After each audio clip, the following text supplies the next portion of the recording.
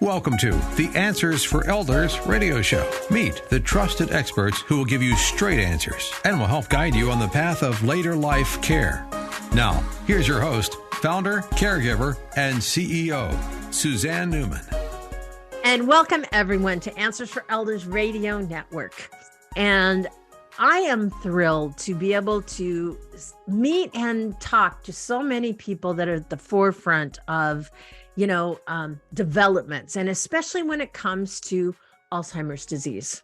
There's a lot of families out there that may have a loved one that was just recently diagnosed, or you might know of someone that may be struggling with a family member that has the disease. And I am always thrilled when Athera Pharma provides us with an opportunity to interview some of their foremost physicians that are into the clinical and research side and that are giving us the updates of developments as we're searching for a cure. And this time, I'm very, very honored to meet a gentleman, Dr. Michael Mega, and he is the director of the Cognitive I'm going to do this right. Center for Cognitive Health in Portland, Oregon. Dr. Mega, is just such an honor to have you on the program. Again, you were on a little while ago. So welcome back to Answers for Elders.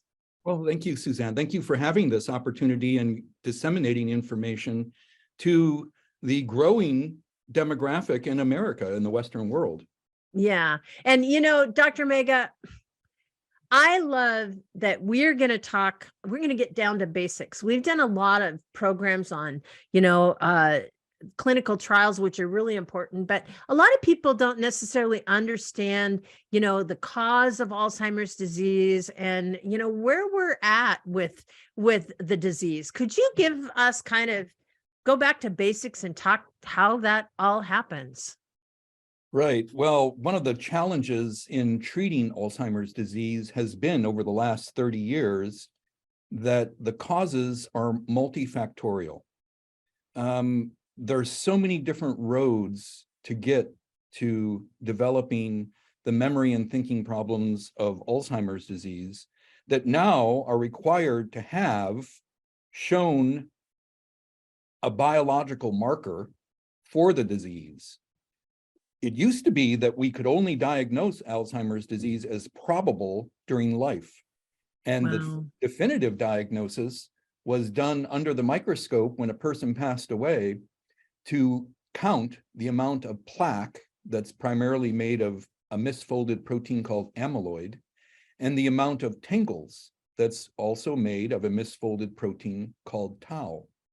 And so counting plaque and tangle under the microscope was the only way that we could get the definitive diagnosis of the disease for decades until we were able to visualize those misfolded proteins with PET scans that are now available clinically. Mm-hmm. And so how do we say disease has changed its definition from probable during life to now definitive? By measuring the amount of plaque and tangle in the living brain of our patients. Yeah. So getting to those plaques and tangles can be caused by many different paths. One, you could have an autosomal dominant inherited disorder that runs in your family with 50% of the family affected. Those tend to be very rare, but that's one way to get to plaque and tangle disease or Alzheimer's disease. Mm-hmm. Another way is the foods we eat, the lifestyle we pursue, our cognitive stimulation. So all of us make these misfolded amyloid proteins that are at first soluble before they precipitate into the brain as plaque. But those of us that get to the disease either makes too much of them or they don't clear them properly, and they're cleared during REM sleep. So sleep disorders are associated also with not only Parkinson's disease, Lewy body disease, but also with not clearing amyloid properly in the brain. So sleep abnormalities, not eating a healthy Mediterranean style diet, being under stress at work or at home, not having cognitive stimulation that keeps your brain active during aging, having diabetes, having heart disease. So there's many different roads to get to Alzheimer's. Right. So what is the real cause? Well, it's multifactorial, which has been the main reason why it's so hard to treat this disorder with significant interventions, given that there's many paths to the disorder. Right. So, Dr. Mega, you talk a lot about, lifestyle and things like that. We've just been through a pandemic. Obviously, there wasn't a lot of activity going on during the activity. Are you finding any indicators that this could have caused a little bit more in the way of the escalation of Alzheimer's symptoms? Yes, indeed, Suzanne. As a matter of fact, there's a growing body of literature that suggests that repeated viral infections activate immune-mediated inflammatory disease in the brain that also can increase your risk for Alzheimer's. So not only getting long COVID, potentially, Right. but repeated viral infections. And as you Mhm. know, COVID changes its epitopes against the immune system so that you can get repeated infections because it mutates so quickly. Mhm. So is that going to also cause an increase in our relative risk for having the disease down the road? That's an open question that's being researched more and more now. Right. But furthermore, the isolation that we've experienced as a society instigated loneliness and stress, especially in the elderly population. So those also increase the speed by which the progression of the disease unfolds. Right. I've And what seen- we've found a lot, I know with other people that I've interviewed, is there's a lot more hoarding. There's a lot more, in that area of what has happened as the anxiety from the, the isolation that resulted. Obviously, all of these are kind of interconnected. Obviously, I know that hoarding is definitely part of a, mental health situation. Is there any relation? I'm just curious. Well, a lot of the disease changes that a person experiences or a family experiences, since it's a family that goes down this path together, is behavioral abnormalities. And so hoarding or frontal system dysfunction Mm-hmm.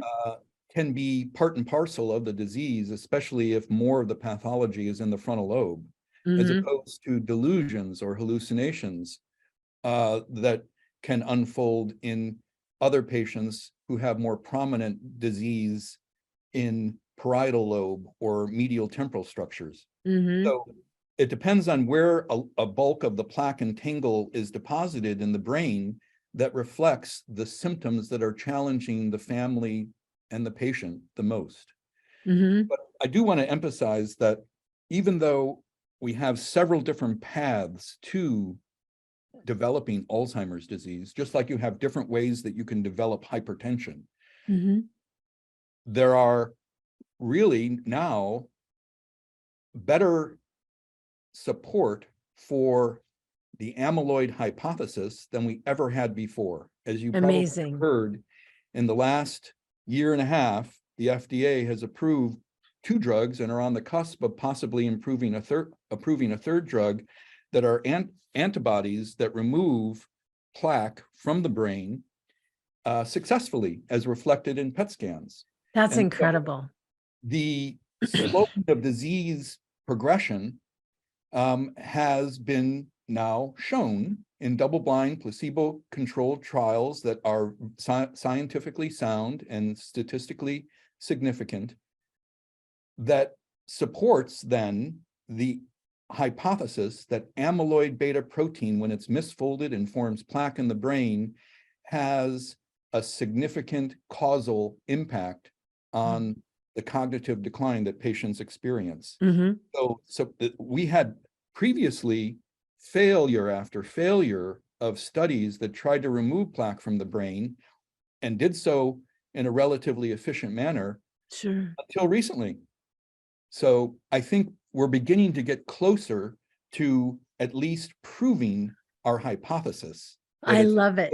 Amyloid that is somehow primarily related to the cognitive changes that we see. Obviously. Now, when you're talking about you're getting closer, this is for Alzheimer's. Does the plaque affect those with like vascular dementia? I know Lewy body is different.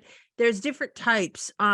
That's my question. So is this potentially a solution for different forms of dementia? Well, that's a very good question. About 70% of people with Lewy body disease also have plaque in their brain, less so tangles, though. Wow. And so would those people benefit? That's an excellent question. And those studies have not unfolded yet. But clearly, there is a growing body of evidence supporting the amyloid hypothesis. I personally think that anti-amyloid drugs like these antibodies should best be used for prevention or in the very earliest stages. Absolutely. Of TI. And so you can detect then the presence way before their symptoms, correct? 20 years before. That is incredible. That is incredible. You know, Dr. Mega, I am really excited to spend this time with you, and we're going to talk a little bit more about Alzheimer's trials, how we can do and where we're at. In the meantime, Dr. Mega, how do we reach you? What is your website if someone is interested in a trial? Sure. Our website is all one word, centerforcognitivehealth.com. We have a list of our trials that are available, as well as a blog page that relates, hopefully in lay person terms, the cutting edge research that's unfolding monthly. Our phone number is 503-476-9788. And everyone, Dr. Mega and I are coming back for another segment, so stay tuned.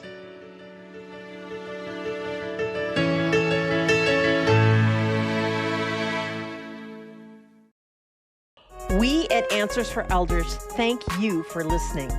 Did you know that you can discover hundreds of podcasts in our library on senior care? So visit our website and discover our decision guides that will help you also navigate decision making. Find us at answersforelders.com.